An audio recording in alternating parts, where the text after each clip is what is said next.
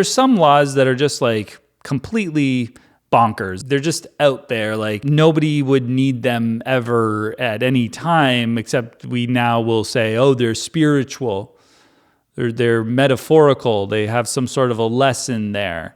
And you have to do that, right? Because you don't want to just be like, oh yeah, no, that was just people making stuff up at the time and it made sense to them at the time and that's all it needs to be. You have to make this, the timeless God problem, right?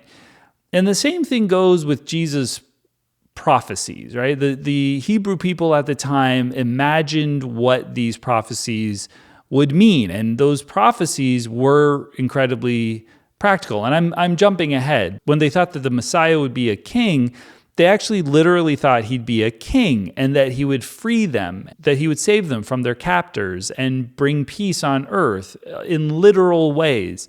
This is how this is literally going to pan out.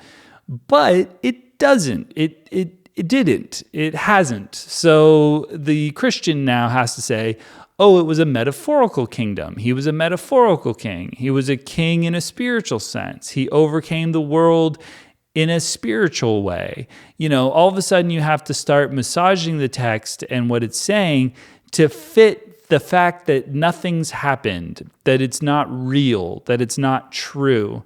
And so we see that happening all the way down at every single level, on every rung of the ladder. It's always just trying to negotiate for a text that fails.